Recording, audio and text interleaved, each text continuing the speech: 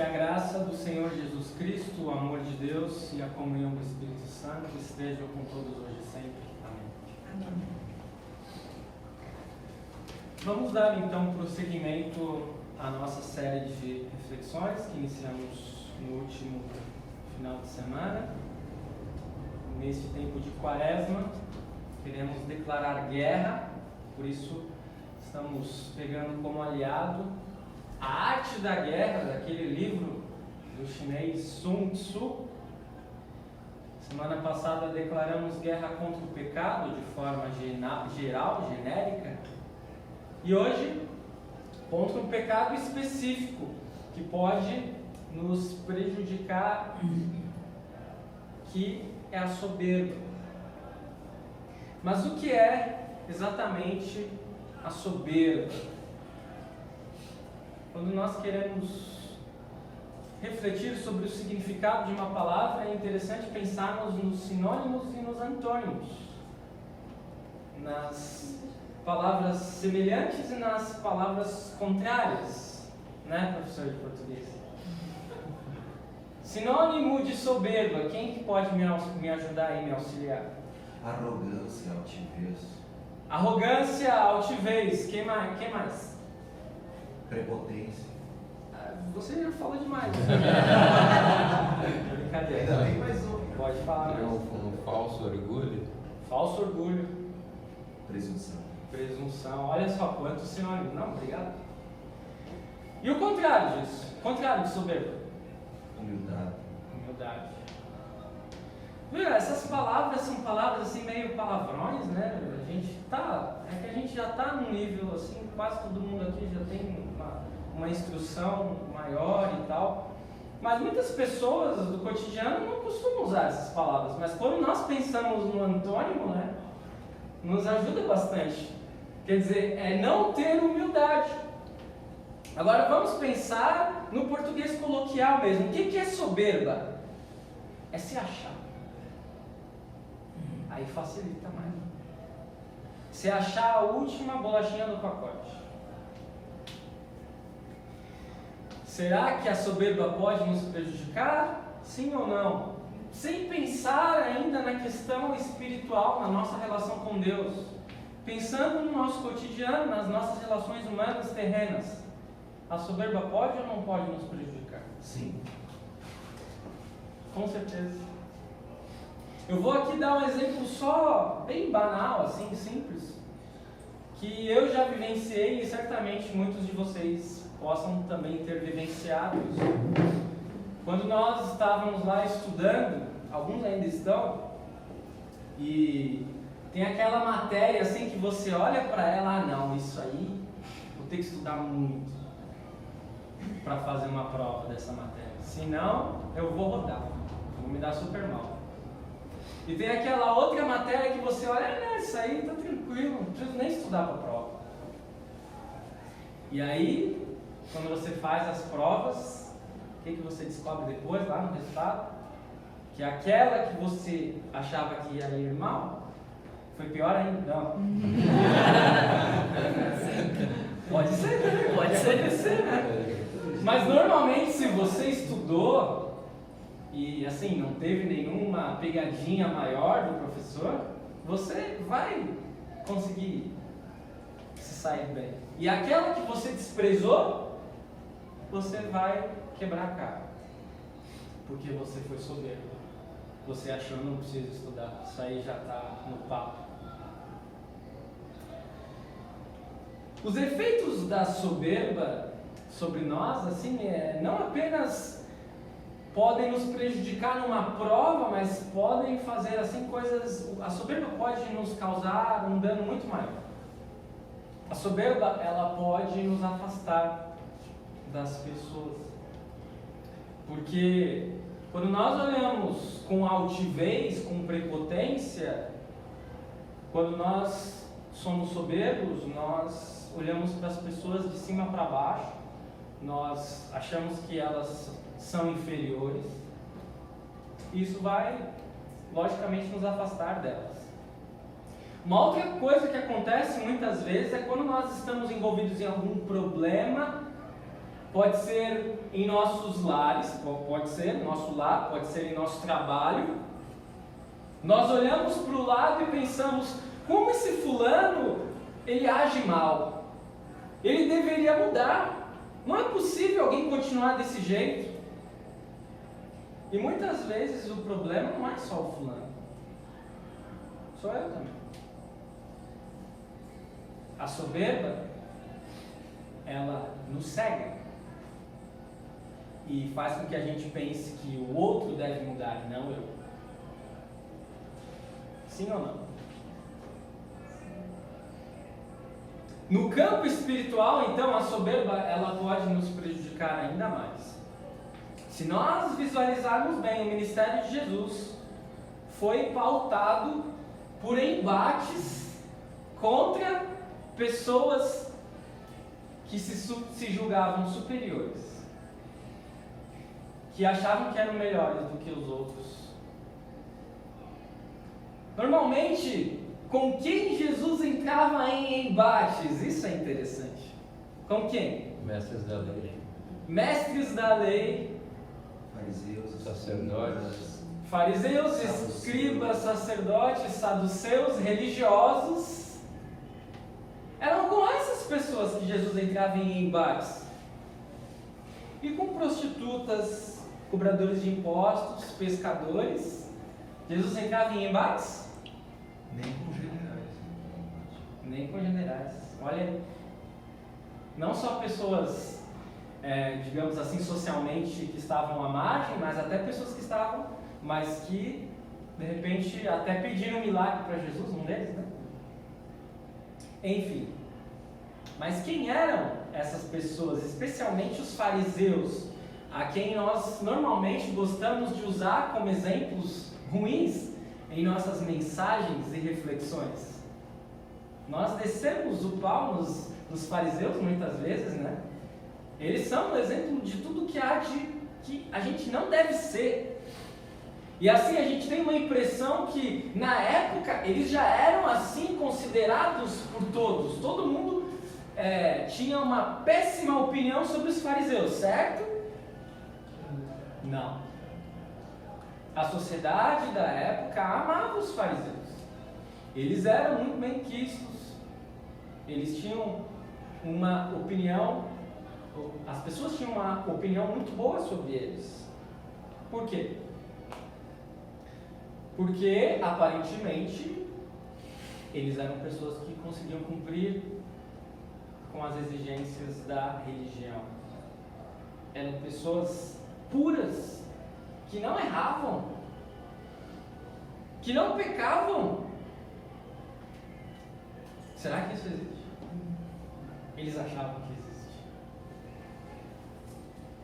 Mas o problema maior não estava na visão da sociedade sobre os fariseus. O problema maior estava na visão dos fariseus sobre a sociedade.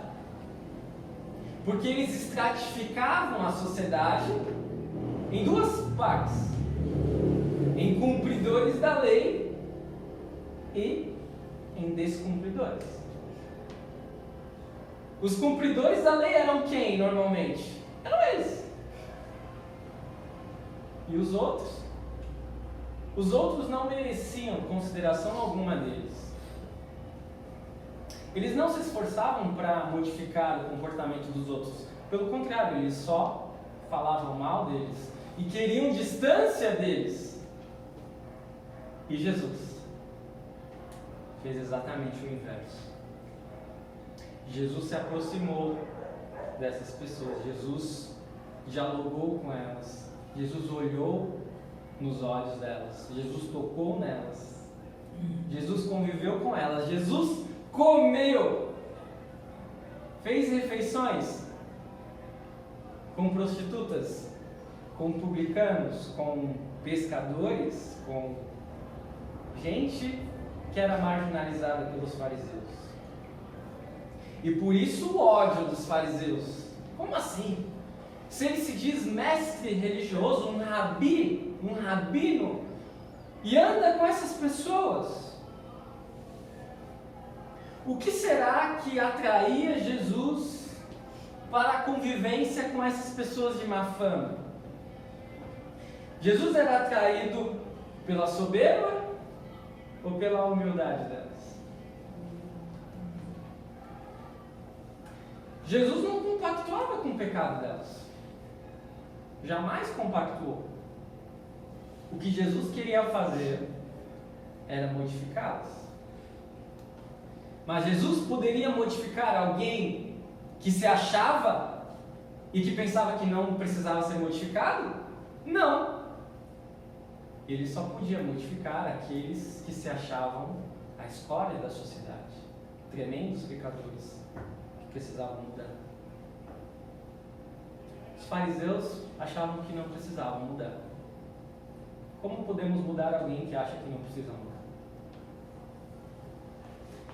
Sun Tzu, autor do livro A Arte da Guerra, tem um preceito interessante. Só mudando a si mesmo o homem pode mudar o que está à sua volta.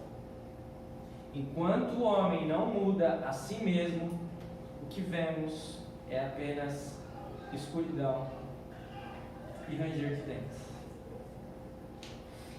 Vocês já observaram que em qualquer análise política, econômica, vemos assim pessoas renomadas, especialistas, falando da realidade do nosso mundo, da realidade do nosso país.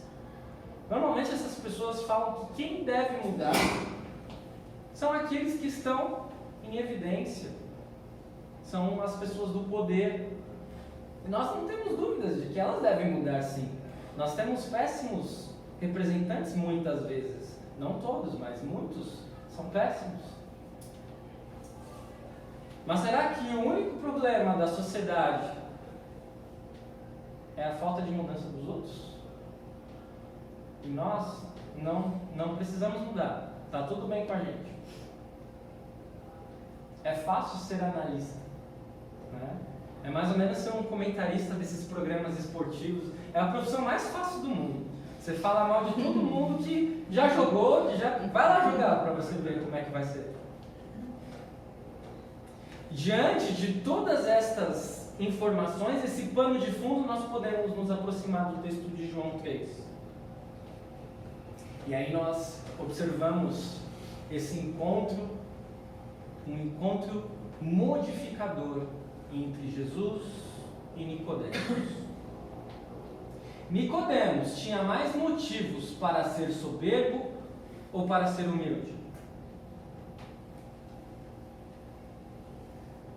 Nicodemos era fariseu, e não era qualquer fariseu, diz o texto, ele era um dos principais dos judeus. De acordo com este texto e outros, nós observamos que Nicodemos provavelmente era um homem muito rico, cheio de posses.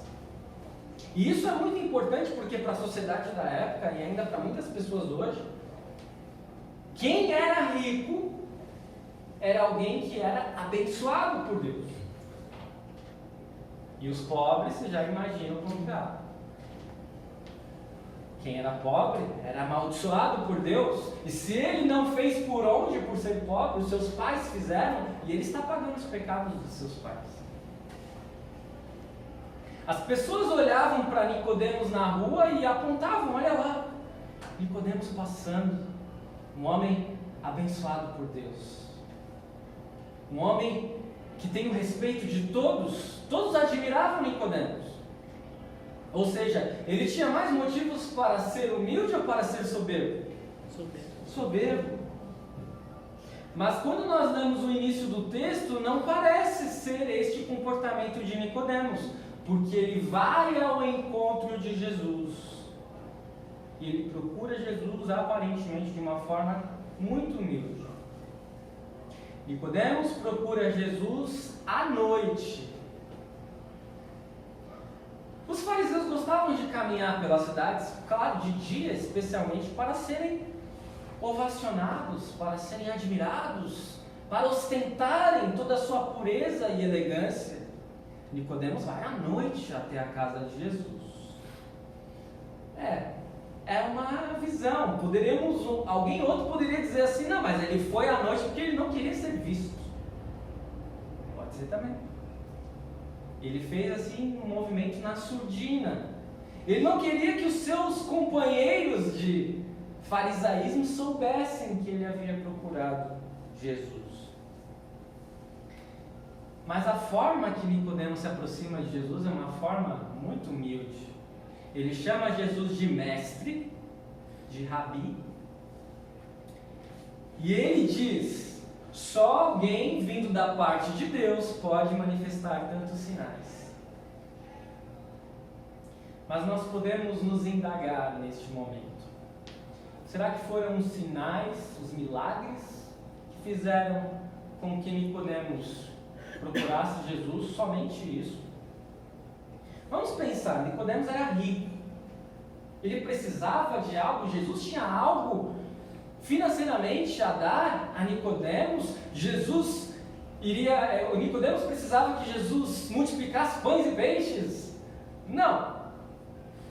O texto não diz que Nicodemos estava doente, nem que ninguém da sua família estava doente. Por que será que ele procura Jesus? Por sabedoria. Por sabedoria? Pode ser. Ele queria saber mais, ele queria... Quem é esse mestre aí, o que ele está falando? Pode ser também.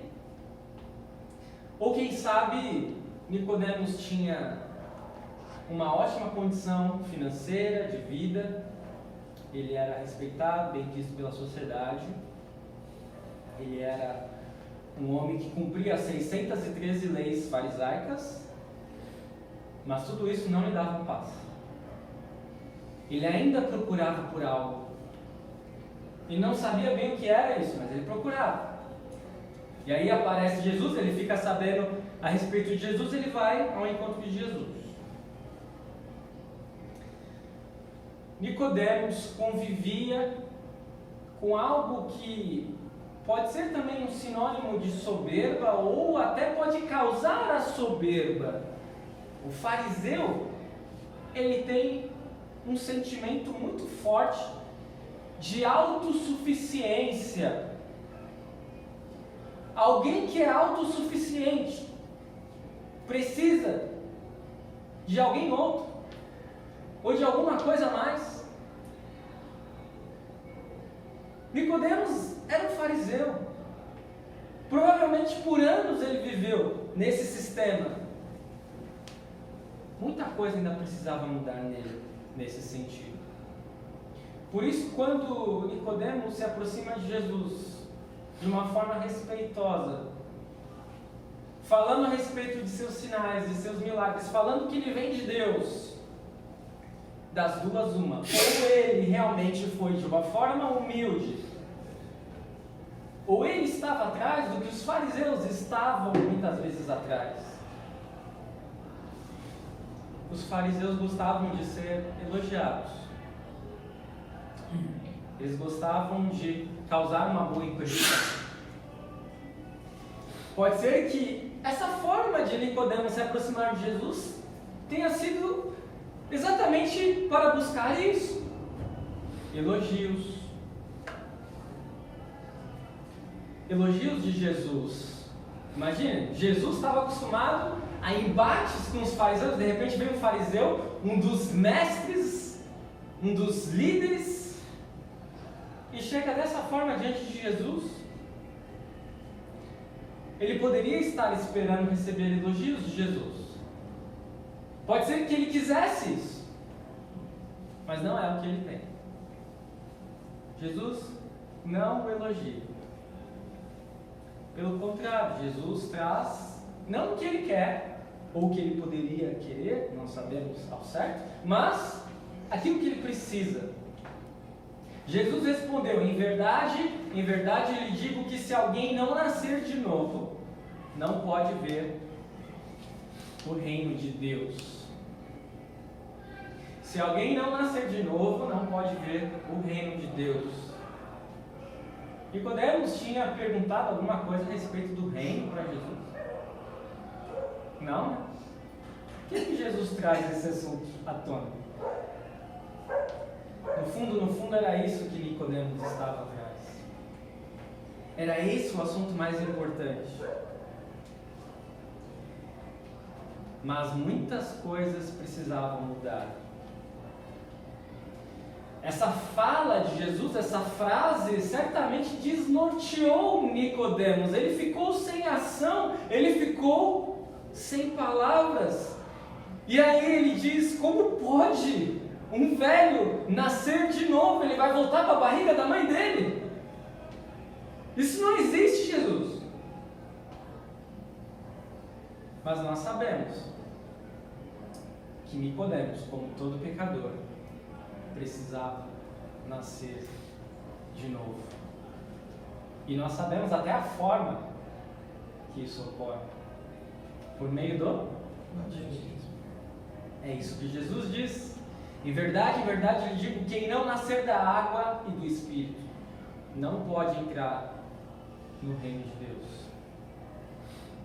Os fariseus, eles não estavam habituados a depender de uma ação sobre eles. Não, eles eram os senhores da situação. Eles eram autossuficientes. Mas Jesus disse para Nicodemos: para tudo, você tem que nascer de novo. E aí Jesus vem com uma conversa estranha, pode ser para muitos. O que é nascido da carne é da carne, o que é nascido do Espírito é Espírito. Não fique admirado por eu dizer: vocês precisam nascer de novo. O vento sopra onde quer, você ouve o barulho que ele faz, mas não sabe de onde ele vem, nem para onde vai. Assim é tudo que é nascido do Espírito. Vento, Espírito, o que Jesus está falando aí? Jesus está sendo um exegeta, está fazendo um estudo bíblico com um doutor da lei, com um fariseu. A mesma palavra no hebraico, ela é utilizada para espírito e ela é utilizada para vento. E se nós observarmos, o comportamento do vento é muito semelhante ao espírito. Nós não vemos o vento, nós não vemos o espírito. Ele passa, ele faz o que ele quer, independentemente de nossa ação. E assim é a fé cristã. Ela está baseada em coisas simples que ocorrem em nós sem a nossa intervenção. Uma simples água faz a gente nascer de novo. Um simples pedaço de pão, de hóstia, um pouco de vinho, nos dá perdão de pecados, vida e salvação.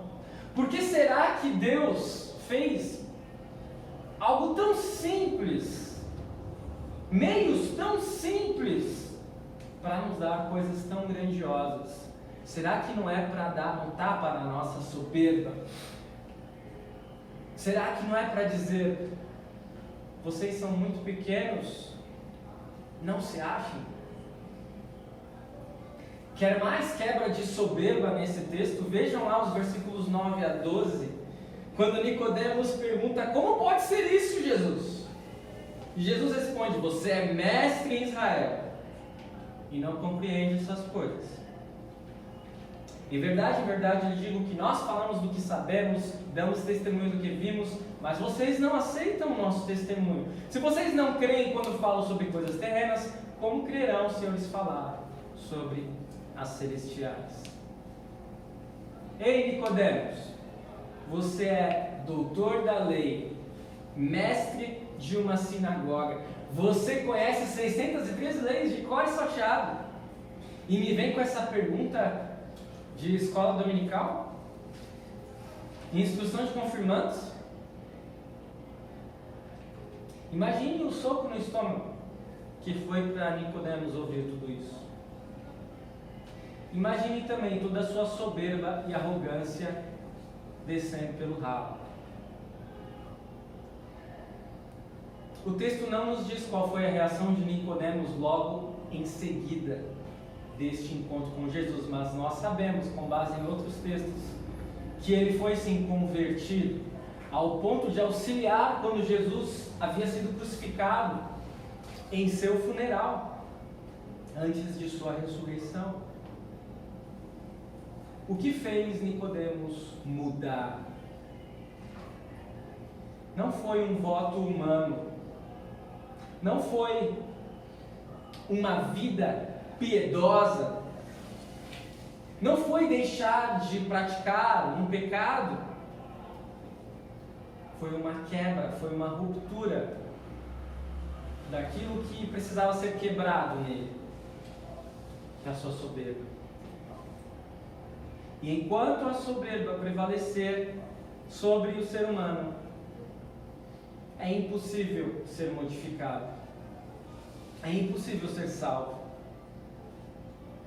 O preceito de Sun Tzu é muito interessante, nós não paramos para pensar aqui, mas vejam só mudando a si mesmo o homem pode mudar o que está à sua volta. E como eu disse para vocês, Nicodemos provavelmente andava pelas ruas sendo apontado, lá vai aquele fariseu, um homem muito respeitado. Imaginem depois as pessoas apontando para Nicodemos na rua e dizendo, lá vai aquele que era fariseu, líder da sinagoga, ele se tornou seguidor de Jesus. Será que a conversão de Nicodemos não fez com que muitas pessoas também fossem mudadas, modificadas e fossem transformadas ao ponto de serem convertidas? O foco principal desse texto não é a soberba, mas a mudança. Mas neste período e por toda a nossa vida, nós precisamos vigiar contra o nosso espírito soberbo. Precisamos declarar guerra contra a soberba que existe em nós e que vai existir enquanto estivermos aqui, porque nós temos uma natureza pecadora e naturalmente somos sim soberbos. Por isso, todas as vezes que você sentir ser mais cumpridor da lei do que alguém, e esse alguém pode ser o pior dos criminosos, toda vez que você se sentir capaz de cumprir um único dos 10 mandamentos, e não precisa ser os 10, pode ser apenas um. Todas as vezes que você não sentir fome da misericórdia de Deus, cuidado, porque você poderá estar enveredando pelo caminho do farisaísmo. E aqui, neste mundo, há muitas coisas boas em ser um fariseu. Não se engane. Você tem o respeito das pessoas, a admiração das pessoas. Mas esse caminho trará ruína e perdição. É necessário mudar, é necessário deixar de lado a soberba. E para isso nós não precisamos fazer nenhum movimento público, nenhum voto de quaresma, como eu fiz aí alguns já sabem que eu fiz alguns. Você pode fazer como Nicodemos, você pode procurar Jesus na calada da noite, ninguém precisa ficar sabendo. Assim como Jesus quebrou a soberba de Nicodemos, ele deseja quebrar a nossa soberba. Quando Jesus modifica o nosso coração, não apenas nós somos modificados, tudo muda ao nosso redor. A nossa visão sobre o mundo muda, a nossa visão sobre as pessoas muda, porque ao invés de nós enxergarmos a todos como merecedores de castigo, punição, nós enxergaremos as pessoas como alvos do amor e da misericórdia de Deus. A mudança em cada um de vocês e em mim, ela já começou lá naquele dia especial em que nós fomos batizados. Que nós possamos viver essa mudança, lutar contra a soberba que há em nós, e que a humildade possa trazer misericórdia não apenas para nós, mas também para todos aqueles que estiverem ao nosso redor. Amém. E a paz de Deus, que excede todo entendimento, guarde vossos corações e mentes em Cristo Jesus. Amém. Gratidão.